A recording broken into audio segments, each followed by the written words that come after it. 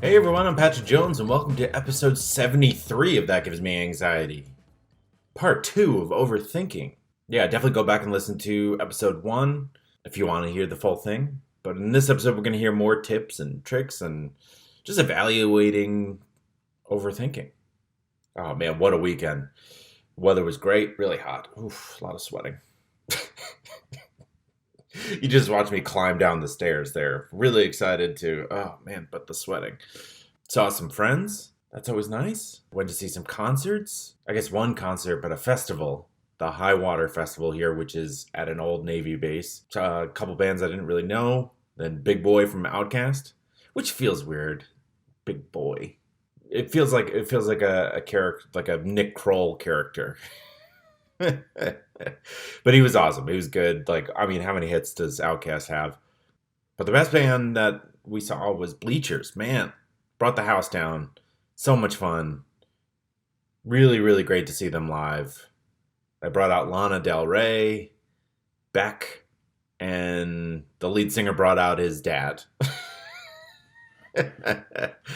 Which is awesome. Just bring out your dad. Dad was hammering on the guitar. Way to go, Dad. And on top of that, I was sober. Went to the concert sober, had a great time. I'm not trying to preach here, but not peeing every 4 seconds. Not waiting on a line half the time. I could just enjoy the music, to buy a beer and spending, 4 times as much money as I spent. I mean, we got some popcorn and some snacks and some non-alcoholic beverages, but the lines for that are nothing because everyone's getting drunk. Again, no judgment. That's usually me, but I'm trying to turn the dial back a bit, and just nice to put it out there. I had a great time. Oh, and on top of that, we had a rescue mission. We wanted this banana plant for the front of our house. Everyone keeps laughing at me when I ask whether or not the banana plant produces bananas. I don't know why people are laughing at me. That's what it's called. But it also might not. So am I stupid or is it obvious? I can't tell. I really can't tell. But we realized when this house was built, there was non-native South Carolina soil placed to help raise the house up a bit to, for flooding purposes. And so the banana plant that we planted was dying, very clearly dying. And so we had to dig out all that clay and add drainage rocks and sand and soil that the banana plant likes. Of course, I threw up my back. What else is new? But yeah, fingers crossed, because it was such a beautiful plant when we bought it that I definitely do not want it to die. And we'll feel even better, if we rescued this thing. We really did our research and put our backs into it. Oh, come on, banana plant. Let's see if you actually produce bananas. Well, like I said, this episode is part 2 on overthinking with my friend Lilly Stanton and mental health expert Shelena Yarukhina. I'm really excited. I mean, listening back on part 1, overthinking really can just overtake your mental well-being, right? You can just keep yourself in a prison. So I think this is a really important topic that a lot of people can get some use out of. But before we get to the interviews, I just want to remind you, if you're liking the show, to please remember to rate and review it. 5 stars, I love this podcast message. Goes well and helps out with the algorithm so other people can find this show. You can check the show out on Facebook, Instagram, Twitter, and YouTube. I'm not going to say something about what I'm wearing because I do that every time. You can look me dead in the eyes and see if I'm full of shit. I mean, I'm not. Then there's my partnership with Pure Spectrum CBD, who offer the promo code AnxietyPod for 15% off. Big fan of all their stuff. I use their solves and their moisturizers, and I'm getting into the bath products. Ooh, treat yourself, Petey. And finally, if you're liking the show and you want to make a donation or a tip, you can do so through the Buy Me a Coffee link, which is in the description. So yeah, let's make our way and start talking about overthinking. As always, thank you so much for listening and enjoy.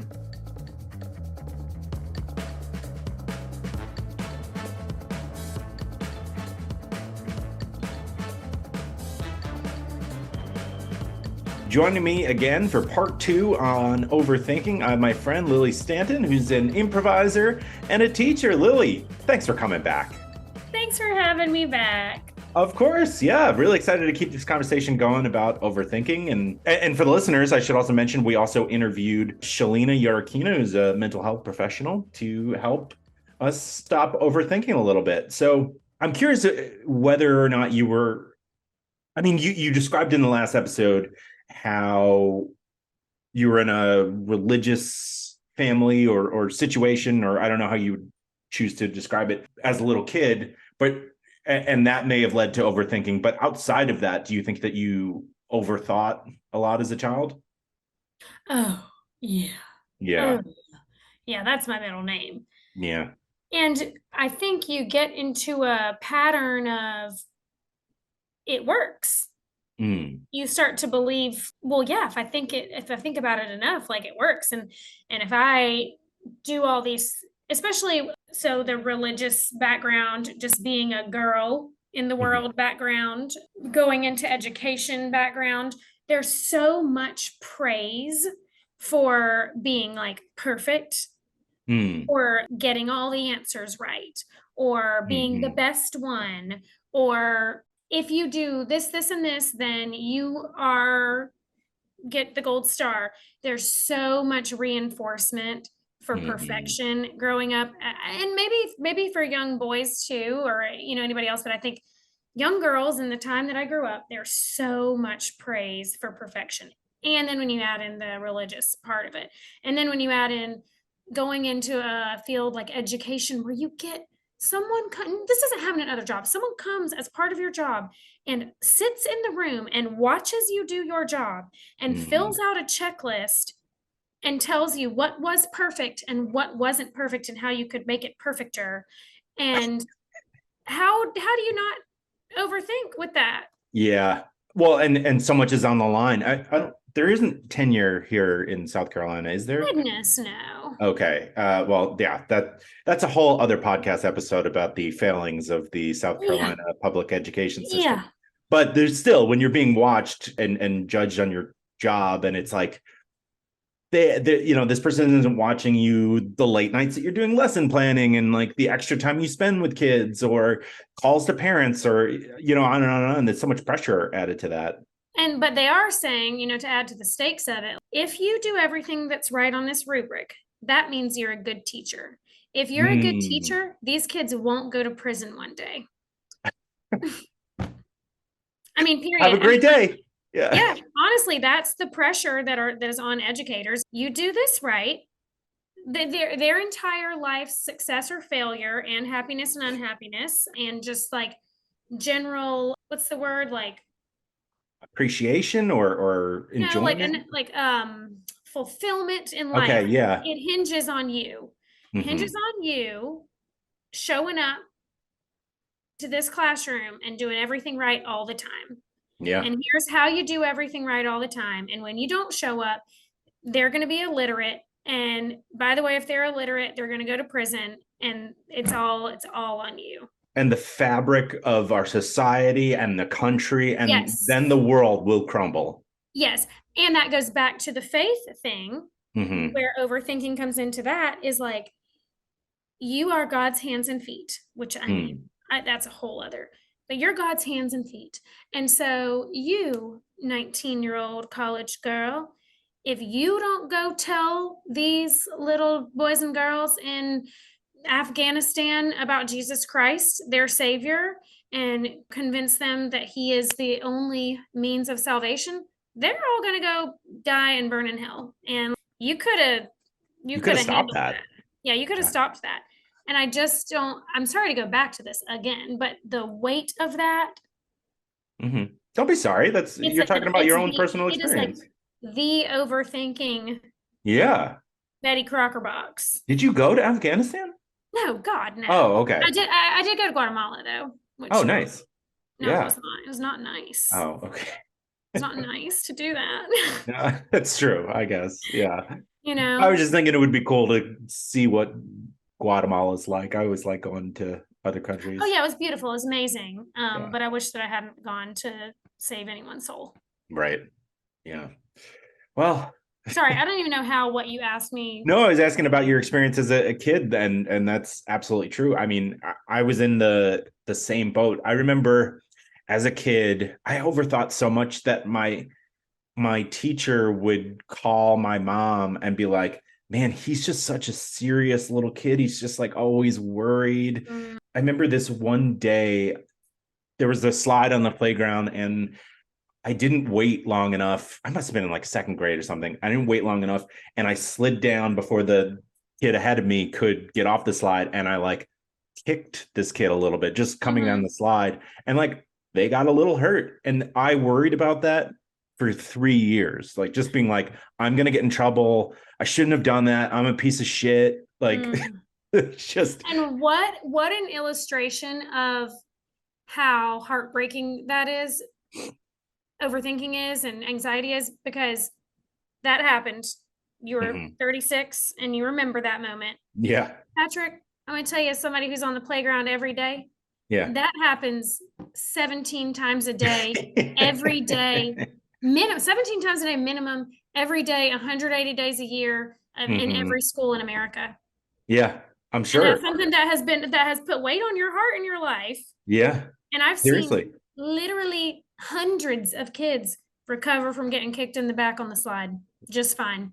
I've been kicked in the back on a slide and wrote it off for the other person, just being like, oh, yeah, like, I don't think you meant anything by it. Yeah, Like, no worries, whatever. dude. Yeah, Yeah. But I did not offer myself the same yeah, love, I guess. Yeah. yeah, yeah. We Oh, never do. So yeah. sad. Yes, it is. Well, that's a perfect down moment to go to the first clip of this episode with Shelena. I'm curious. So you described, and I don't think this is something that happens instantaneously. You know, you're talking about how you work with people in an ongoing manner. But going back to the example of picking out an outfit and going from 3 choices to 20, Mhm. how do you help someone start to find that line where thinking sort of switches? I mean, I imagine there's like a gray area in between there, but what is it? Does it feel different? Like what should people be kind of looking for as they approach that line? So with this one, the most important skill is reality check. Mm, So I create a system, I call it living your best, taking away the stress that you create, self-inflicted stress out of you. hmm And one of the foundational skills is reality check, checking what's exactly happening. If hmm you're looking at your outfits and you're like, I feel overwhelmed at the moment, but because okay, some people actually can pick out of 20 and they're going to enjoy the process. mm, So with this one, if they enjoy the process, it's not overthinking, it's helpful for them. They are liking it, they have time for it. Why not? You right. know? Yeah. It's not Blessing. about exactly, it's not about even what they do, but how they relate to it. But hmm if you're stuck in your nervousness and you're looking and you're trying and you're like, wow, then reality check. What criteria from the outside world, not in your head, but from the hmm outside world you should meet? And with this one, I usually get minimum, not like the best Oscar style look like. No, minimum, which is okay. hmm It's like sometimes we want to do Oscar style Sure. gowns and everything, yeah, but every day probably not. Again, some people might, and if they like it, it's great. But if they feel obligated, that creates suffering and that creates stress. Absolutely. Yeah. Um, I do improv comedy here in Charleston, and there's a phrase that is taught as you're going through the training that I think is really helpful, and it's helped me with overthinking. And it's just that like first thought, best thought. So on stage, and you're making it up on the spot, right? You don't have time to overthink, and so transferring that to my life has been really helpful in terms of like why am I, like you said, like getting to the minimum, what's going to make me feel okay with this decision? Why am I now judging that? Right. no, I'm just judging myself. And you're right. It's like you're saying, it's not productive. It's not healthy. It's not fun. Right. So yeah, that's a cool and fun phrase that I wanted to share to listeners too, that has helped me it's a personally. great one. Yeah. There's also, I can share a tip. I call it happiness test. I believe it's from Anne Duke Decision Making, and I forgot the name of the book, but I'll find it and I'll send it your way. But it's a great one in terms of decision making. So happiness test is the one when you check how much, well, suffering or happiness the decision would cost you. And for example, breakfast. You're picking a place for brunch, and some people stuck with that. They should, check 10 places, call 10 places. Like imagine it's just breakfast. And that's where the happiness test is helpful, because if it's just breakfast, if your decision you're making would impact your life for just a short period of time, and tomorrow or after a week, you wouldn't notice that, whatever is good. McDonald's is good, Starbucks is fine. Anything is fine, because you're wasting time and energy into something that is not important. Right. Unless you really don't have anything going on that day. And you're enjoying it. Yes. Right? If you're enjoying like what I want to do today, that's a cool mood. That's you want to stay with. But if you're suffering, you're like, I need it sooner. Just go to the closest McDonald's, honestly. Get it done. Yeah, absolutely. Get it done. Yeah. Another one with big decisions. They seem to be they impacting our happiness, like applying for a job or buying a house, and that's a big kind of happiness test, right? So, but here's the thing with this one, to make a move, people again stuck in their overthinking. But with this one, make a move would cost you nothing. For example, with some decisions, you're making a move and then it costs you $1 million or a lot of time. But for example, with offering a house, it's a freebie. It's a free roll. You just make an offer, and if you got the house, you got the house you wanted. And if you didn't, well, you pay nothing. Maximum is your time for like a few hours of submitting the offer. Right. But people as opposed to not doing it at all, right? Some people talk themselves out of it. Yeah. So the first one, you're checking the happiness test, how big is the impact? And the second one, you're checking the worst outcome for this action.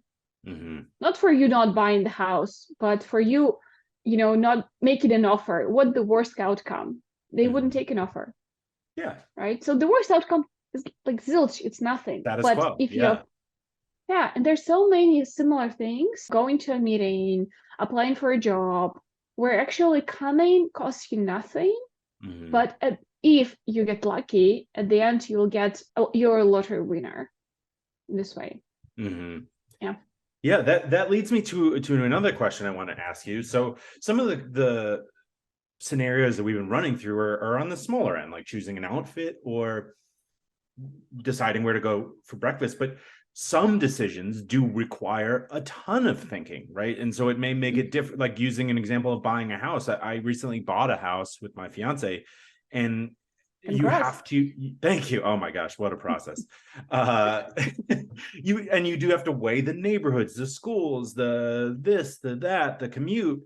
I mean, the line of overthinking almost doesn't exist, and you will suffer during that. So like some big decisions you do have to overthink, I guess. But I'm curious if you have a different perspective on something like that.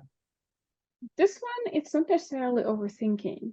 Overthinking would be if you're making this whole list and it does not match the reality. Let's say you want 10 out of 10 schools, and this list is like 20 pages long, and then there's nothing like this. So you overthought the whole process. Right. Okay. Right. And then you're scared to apply to what's in the market. So you didn't do the reality check. So you didn't check what's actually available. But what you're describing, it's a painful, but it's a decision-making process as it is, because you're creating your priorities. You're making the list of what's important. And most recommendations, they're like 10 points max and three the more important, right? Right. And that's actually a good measure for overthinking. If you like, it should beat all 20 unrealistic expectations, right? And it creates suffering. Again, the whole process is also not easy, not helpful, a lot of anxiety. And it's true. It's also, I would say, probably 50-50 of your thinking would be anxious-based overthinking, just in case. But if you're able to create a checklist that works for you, for your buying a house, and implement it, and it matches the reality. So it's not like I'm buying a 4-bedroom house for $500, for 500,000 in Seattle, which Yeah. is, I don't know where it's possible in Seattle right now. I don't know about Charleston, but market in Seattle is crazy. Yeah. There's a lot of yeah. new things being built in Charleston, so that's not crazy. That is possible. Nice. So if you're in Seattle and you're having that problem, to listeners, consider South Carolina if that's what you need. Yeah, well, okay, I will actually think about it. Yeah. Expensive And the here. sun is shining. You can see it right in my eyes here the whole time. But that is a good distinction because yeah, it is just I mean, it stinks is what it is, but you have to do it kind of thing to make sure you're on top of it and making a well-informed choice when it's Yeah. so big. So well-informed is one thing, but I saw quite a few of people around me buying a house, and some of them were looking for a house for 9 years. I mean, can you imagine the market that changed in 9 years? Neighborhoods And they are were completely looking, different after 9 years. yes, in Seattle, they started looking at like $200 per house in the neighborhood they wanted, and they ended up buying for $1 million Oh wow. because they're waiting for 9 years. Oh my gosh. So that's the cost of overthinking. Literally, you can calculate it here. Yeah. Well, and like people can overthink the interest rates and the this and the that. It's just it seems more that like housing is just more need based, and you know, when you're ready to sort of settle down and get your own space, as opposed to like something's gonna come in our favor at some point. You know, you'll overthink and overweight. Agree. Those are big decisions. Honestly, with decision making, I feel that there should be like a special course how to make decisions. You know, when to Yeah. stop. I'd When to take that stop class. thinking about it. Yeah. Can we talk? I know you've got a lot on your plate. You've got work, you've got friends, you've got family, pets, you've got the people that you make small talk with at the coffee shop or gym. You've got that bird that you see when you wake up every morning outside your window that you've projected things onto. Look at that bird. Doesn't even love its family. It's always by itself. You do that. Everyone does that. Point is, you've got a lot on your plate. Well, that's why there's Instacart, to take a little bit off your plate. Using Instacart, you search for all your favorite foods and things that you need from the grocery store, all online, all while you're looking at that bird, wondering why it hasn't called its mom. And they deliver it to you. They go to the store and do the shopping for you. And they can deliver it in as fast as an hour. And you can sign up by clicking the link in the description, wherever you're listening or watching. And that's a great way of supporting the show. So it's a great way of supporting this show.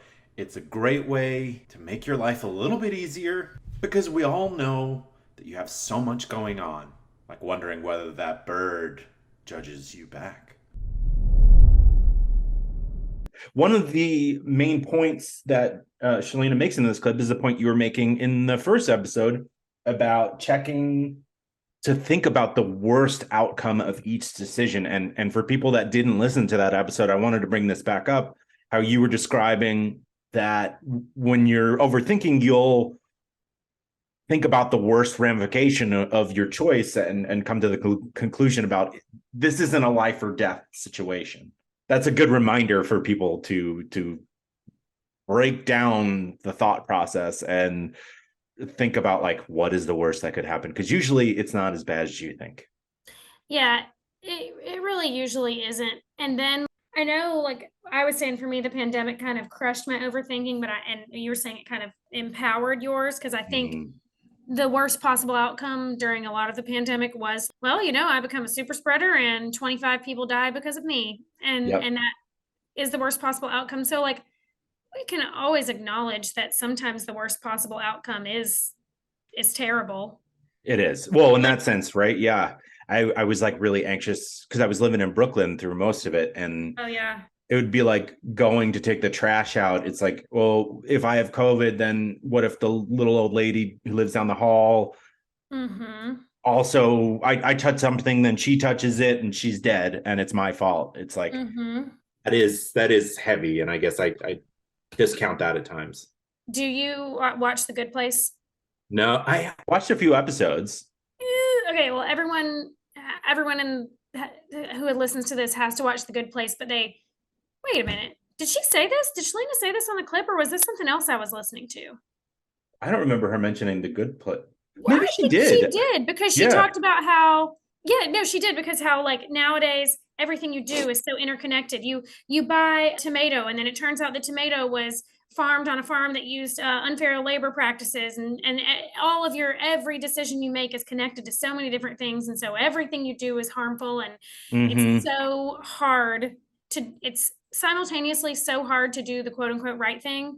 And like I've said before, we're constantly sent the message that we can do the right thing if we Mm-hmm. just X, Y, and Z. If you just weren't such a piece of trash, Right. right? Yeah. Like there's there is that level in a lot of our decisions of judgment that gets placed, right? So I Yeah. said it tongue in cheek, but like it kind of is serious. Oh, yeah. Or if you are, I think well, I'm about to kind of go off on a tangent, so maybe I should. Let's go. I think wellness culture is the next, is very tangential to the overthinking mindset, because we Yep. look at these wellness things and it's like, okay, well, you have to go to your cycling class and then you have to go do your like sweat thing and you have to wear your fancy deodorant and you have to gua sha your face and you need to do all these health practices and blah, blah, blah, blah, blah. And if Mm-hmm. it's where my brain always goes with that is like, okay, let's go to the opposite of the worst case scenario. Where are y'all going with this? The Mm-hmm. wellness people, because I think it becomes a fixation. And Yeah. it's like, and then what? And then are you immortal? Yeah. And then are you happy no matter what? I And then know are it you just dangles rich? the carrot and moves Right. it. And then will your kids never die? Like what? You gotta do the next thing and do the next thing, and then what? Mm-hmm. And it's like the marketing, like the capitalist overlords of our country have got our shit on lock with that. They know how to be like, well, yeah, now you should just do this and now, and then you'll feel good and you'll be taking care of you and da da da da da. But to what end? Right. Will What are we you trying to do here? transform into sparkles and go into the earth and become a deity? Like, I don't, to me, that's very related to overthinking. It very much is. And it also reminds me of toxic positivity. We need down moments to appreciate the up moments. It's part of the roller coaster of life. And just being blind that everything has to be perfect and happy all the time is an unreal expectation that you're setting yourself up for failure and more Yeah. unhappiness. And not just happy all the time, but pretty all the time Mm-hmm. and best all the time, Yep. and quote unquote making the most of your life and like living life to the fullest all the time. Mm-hmm. You just aren't going to do it. No. You're And what going to does that have, even mean, right? right, Like, you're why going to have can't you some just really great days in your life where you're probably sitting on the back porch with a couple of your friends and the weather's nice and you have a beer and some good food. And you're going to have some really nice days like that. You're going to have some really shitty days in your life where your dad has surgery and you need to go take care of him because he's not doing well. And then Mm-hmm. you're probably going to have like one or two best days of your life, like when you get to see Taylor Swift in concert, for example, or one or two worst days of your life, like when someone you love dies. And Mm-hmm. that's pretty much, for the average American right now, that's pretty much the standard hand. And days that you may have thought of as really bad may end up looking back as something funny, or Mm-hmm. right, like your perspective changes on things over time. And even on your worst days, something funny could happen, something heartwarming can happen, right? There's shading a day in only one light, which a lot of people do, I think, blocks like the nuance of life, which That's right. goes back to what you were saying in the first episode. Yep. You're probably never gonna mess up so bad that you shit the bed permanently. And you're Mm-hmm. probably never gonna think your way into such success that you become an immortal deity. Is that an original Lilly or is that a Jillian? Oh, that one's for me. That's for me, Okay. baby. Yeah. No, that's beautiful. I love that.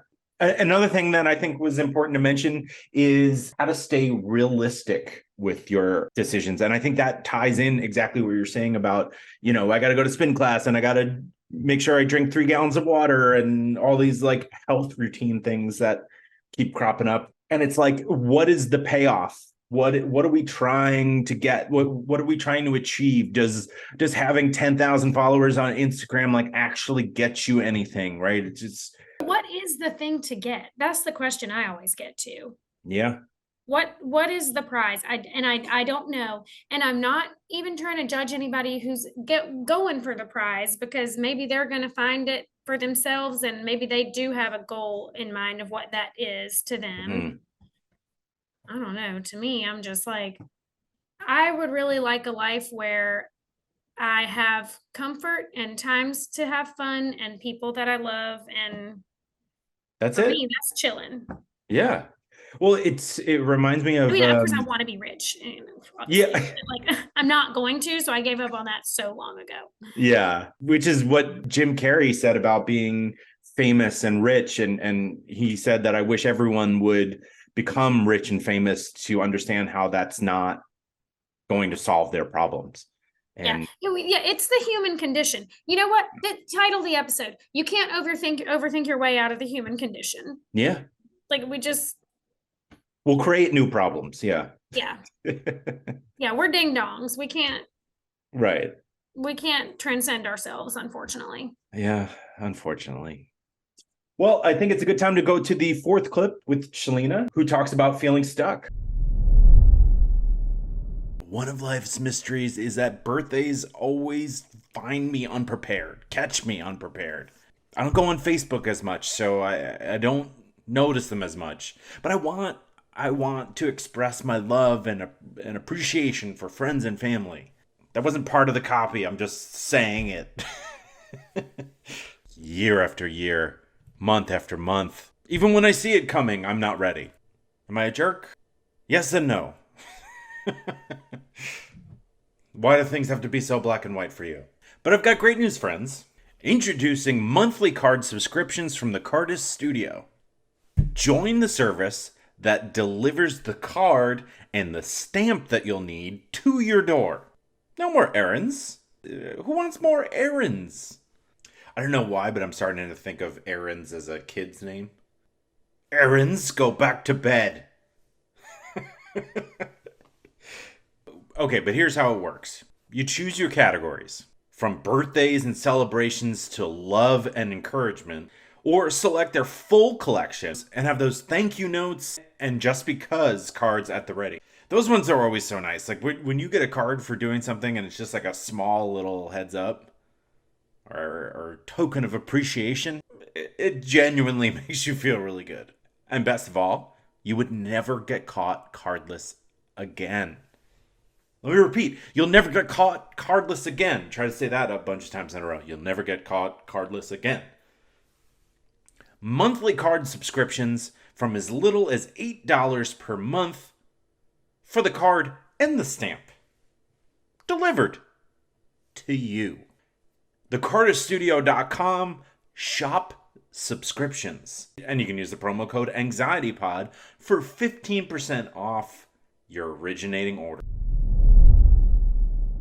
You described the relationship with when people come to you for therapy. Mhm. What do people typically come to you with coaching? Are they career minded and they're not sure which way to go and you're helping guide the process? Or what are people typically coming to you and looking for when you're coaching them? Career is a big topic.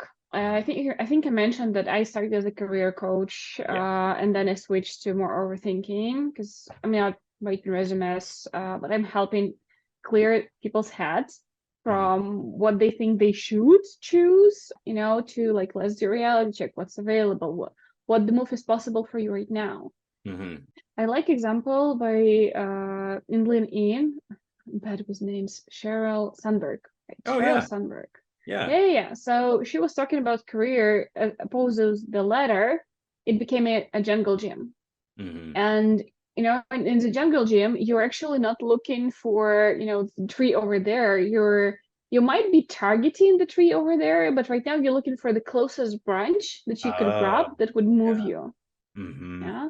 And what people usually, or people who feel stuck with career decisions, they usually think about this tree there and they don't explore branches around them. Because it's Mm-hmm. not necessarily that this branch will bring them to that tree, essentially. But Right. there's so many branches, there's so many ways, and no way is guaranteed. We don't know the future. We can't Right. control the future. And overthinking usually happens around things we can control. It's or our future, or our past, or relationships. Yeah. That's like area of we try to think it through and make sure that we know how to make it and still make mistakes. And that's very human of us. That's okay. It's kind of fun, right? If everything worked out perfectly, you would never appreciate it, right? Life would just be this bland Yeah. line of successes. So, Yeah. yeah. So I mostly work with people who are like feeling stuck and Mm-hmm. they want to move. Makes You sense. know, they want to move from what they have to something better or, you know, live their life. Mm-hmm. And in many cases, they're coming and they're like, I should feel successful. I have a job, and it could be like even high paid job, or I don't know, a tech job in Microsoft. You know, they would have a family, a good one, good relationships, healthy body, everything, but they still feel stressed Mm-hmm. all the time. Yeah, and we started exploring what actually makes them feel stressed, and 90% it's their head and overthinking what is happening. Makes There are sense. some, yeah, there's some percentage that, you know, people with particular probably mental health issues that trigger overthinking. And that Mm-hmm. I'm glad I'm a therapist because I can say, hey, with this one, you want to do this and this, Mm-hmm. especially if the person is outside of my state. I don't know, in Germany or in Israel. I have clients in Europe as well. That's so fun. Uh, Yeah. it is. Time zones are, it's also fun. Yeah, I've interviewed people from Australia, and it's a different day. It's very interesting. Yeah. So what could trigger OCD? Something with the problem with OCD, obsessive compulsive, is Mm-hmm. that compulsive is visually noticeable. Obsessive thoughts are not so, and not necessarily marked as obsessive thoughts. Mm-hmm. And some people get stuck with their thoughts and think I'm overthinking while they actually experience obsessive thoughts, Mm-hmm. and it's a different realm.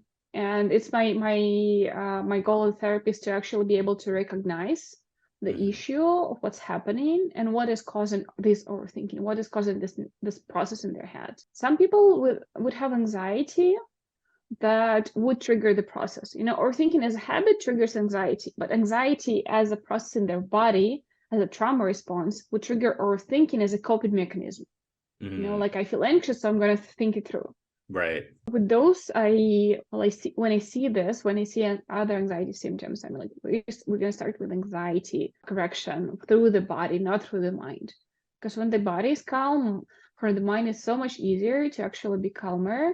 Mm-hmm. And more importantly, we work with the mind, but what I do, I help to create new neural pathways, which is a Mm-hmm. biological thing, right? It's kind of a mind body, the way they connected.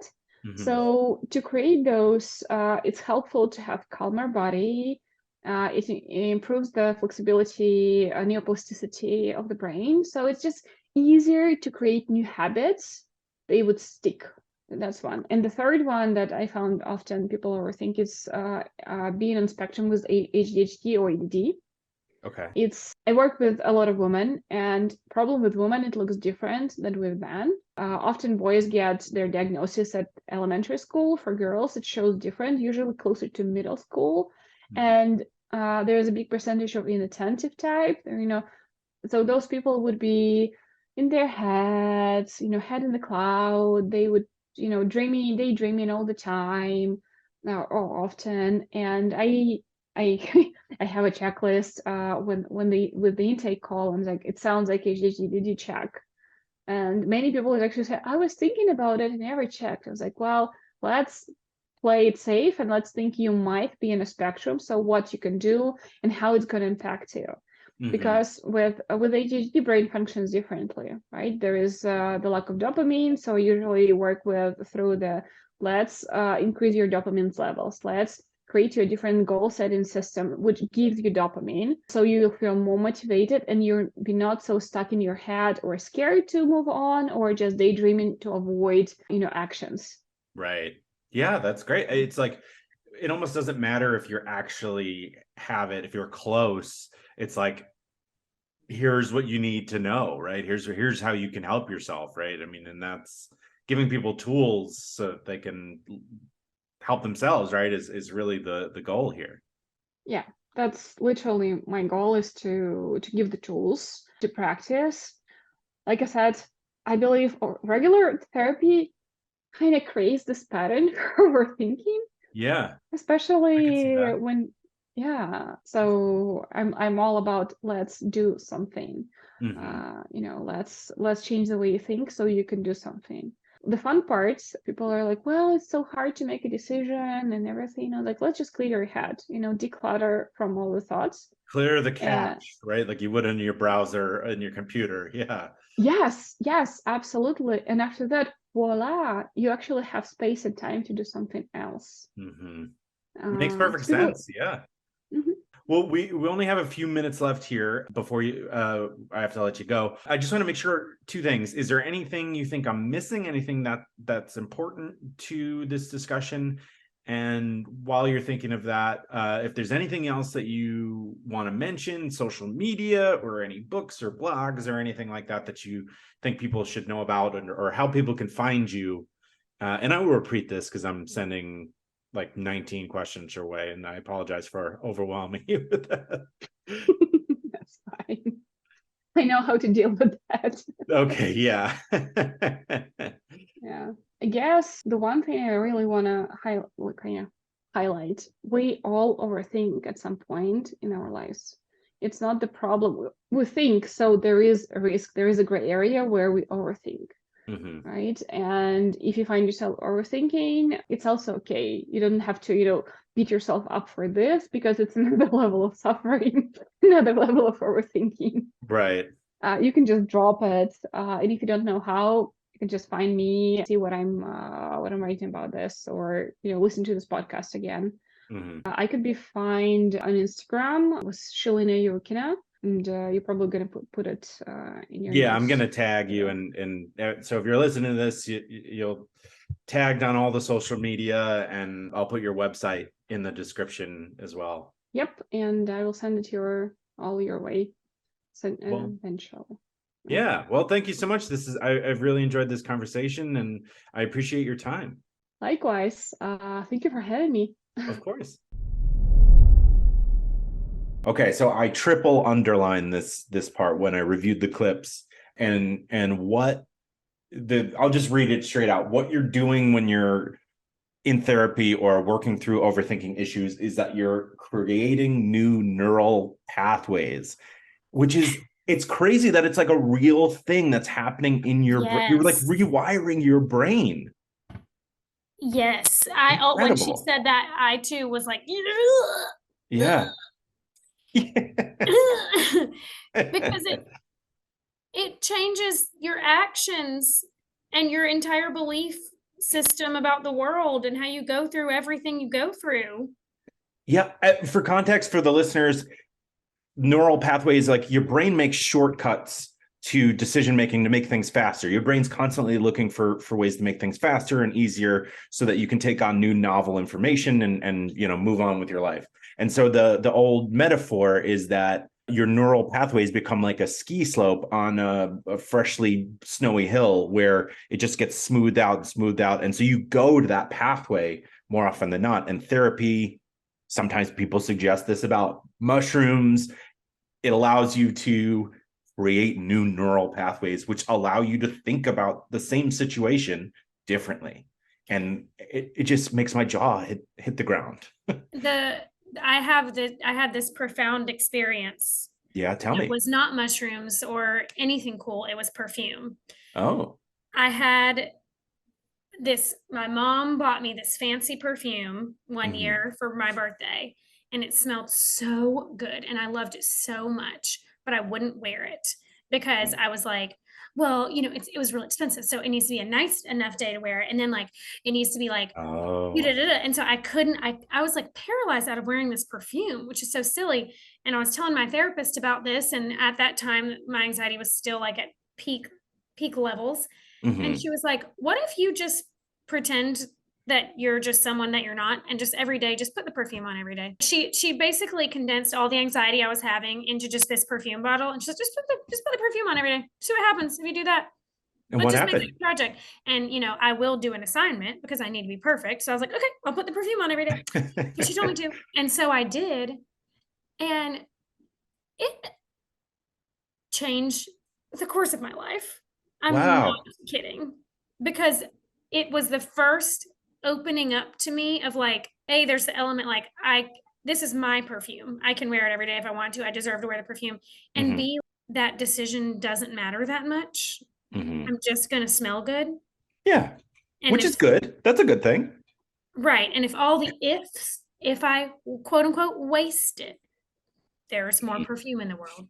If Yeah. someone is allergic to perfume in a deathly way, they'll probably have a life where they're used to being responsible for telling people that. Like it Hmm. just opened the door to so many other overthinking things that I had getting tossed aside. And I saved that bottle of perfume after it was empty for like 3 years because it was so Nice.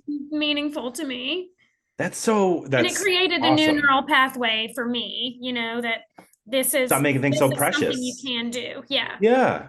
I had a similar experience and I wasn't in therapy, but as a kid I got this shirt that I thought was awesome and then it was like a golf shirt and it was like polo and I was just like I thought it looked good. I thought I looked cool in it. But then I started creating like when I could wear it rules in my head and then it was like, well, it's Mhm. not like a special occasion. It's not and it ended up that like I hardly wore this shirt and I grew out of it. Yep. So why not make a Tuesday really fun? Wear that Yeah. fun shirt that makes you happy. We all die at the end. Yeah, Wear the shirt. wear the shirt. Yeah, there'll be other shirts, Yep. right? We're You'll gonna list love other us. shirts. Yeah, Hmm. and I'm a lot. I learned that lesson now, but yeah, it's good to learn that lesson, I guess. It's wild for people like us who overthink the because I don't know anything about your childhood or anything, but I'm assuming that neither of us spent many years of our lives in pure survivalist mindset where we just had to No. do the next thing to eat or to so it's wild how because we didn't have we had our in the Maslow's hierarchy we had our like base needs met, Hmm. so we were able to think about all these things and the time that took away from us, the joy that took away from us, the strife that it caused us. Hmm. It's so sad. It is so sad, but I kind of I try to take the positive on that in that there's people out there that will never Hmm. break out of that and I hope for people that they do eventually because life is a lot better on the other side of those lessons. Yes, Yeah. it is. Well, Lily, I've really enjoyed talking to you about overthinking in these two episodes. Yeah, you have an open invite if you ever have an idea or want to come back on. Would love to have you. Oh, heck yeah. I like talking about this stuff. Just Yeah, anytime. awesome. Anytime. And happy birthday. Thank you so Yeah. much. So there we have it, part two on overthinking. Thank you so much to Lily and thank you so much to Shelena. It's funny, even like putting it in the back of my mind that I should stop or just pay closer attention to overthinking. I've noticed myself overthinking and starting to work through it a bit, which is awesome. If you can stop yourself from getting on the hamster wheel and going for a jog, life is just better, right? It just is. Before I get to the weird thing causing me anxiety this week, I just want to remind you of my partnership with Pure Spectrum CBD, or offer the promo code AnxietyPod for 15% off your orders. Link is in the description. You can click that there. Then there's the Buy Me a Coffee link, just a way to make a donation or a tip for the show. Instacart, if you want to sign up for home delivery for groceries, that link is also in the description. And don't forget the Curtis, who offers the promo code AnxietyPod for 15% off your initial order. So yes, supporting the sponsors always helps support the show and helps me keep making them. So thank you to everyone who have supported them. And if you're thinking about it, thank you. It's certainly a big help and certainly appreciated. Okay, weird thing causing me anxiety this week. So we have a pond in the back of the house. I think I mentioned the gators from time to time or all the time. Last week was like the local school's spring break. And so kids are mostly out there, it's public, right? So it's not like people were trespassing on my land. And they're fishing, hanging out. But then there were these other kids that were looking around. And I notice all these things because my office faces this pond, because I'd rather face the pond and nature than just a road. I can watch gators and hawks or dodge rams going by my house. So the kids are looking around, that's usually the telltale sign that something dumb is about to happen. And I knew that there was a 5-foot gator in the water because I had seen it earlier, and the kids, when they first started showing up, scared it into the water. But then I noticed one kid took off his shirt, wearing a bathing suit, again, looking around. And so I decided in my mind, I was like, when do I intervene, right? Is this kid about to jump into this? Well, number one, this is a pond. It's disgusting. There's swimming pools, community swimming pools here.